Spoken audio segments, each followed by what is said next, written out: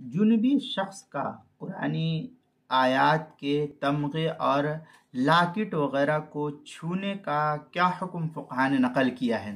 चुनांचे इस सिलसिले में जानना चाहिए कि अगर किसी पीतल या इसके अलावा दीगर किसी और धात वगैरह की प्लेट या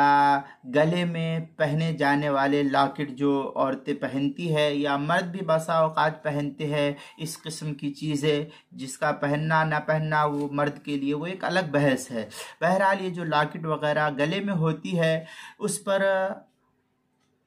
बसा औकात कुरान मुक़द्दस की किसी आयत को लिखा जाता है या कुरान करीम की पूरी आयत लिखी होती है या कोई सूरत लिखी होती है, तो आयत की जगह छोड़कर किनारे से उसको पकड़ना जुनबी के लिए जायज़ है। मगर उसका आयत वाला जो हिस्सा जिस पर वो आयत लिखी हुई है वो वाला जो हिस्सा है बदन के किसी भी हिस्से से उसको मस करना दुरुस्त नहीं है। इसलिए बेहतर है कि इस तरीक़े के लॉकेट वग़ैरह को पहनने से गुरेज किया जाए ताकि कुरान मुक़द्दस की बेहुरमती भी ना हो और फिर जो है हम इस तरीक़े से कुरान मुक़द्दस की बेहुरमती से महफूज भी रह सके।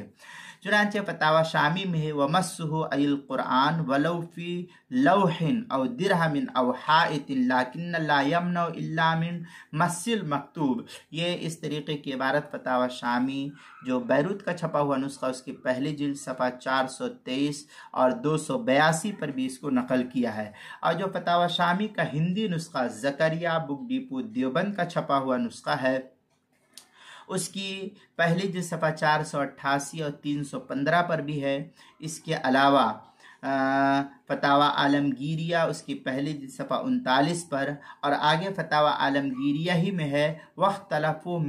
फी मस्सिल मुसहफ़ी बिमा अदा आज़ाइ तहारा व बिमा गसल मिनल आज़ाइ क़ब्ल इकमालिल वुज़ू वल मनु असह। ये इस तरीक़े की इबारत जो है फतावा आलमगीरिया की पहली जिल्द सफ़ा 39, दुर्र मुख्तार जो बैरूत का छपा हुआ नुस्खा उसकी पहली जिल्द सफ़ा 283 और ज़करिया बुक डिपो देवबंद का हिंदी नुस्खा उसकी पहली जिल्द 316 पर इसको नकल किया है। किताबुल मसाइल उसकी पहली जिल्द सफ़ा 182 और 183 पर भी इसको नकल किया गया है, वहाँ भी देख सकते हैं।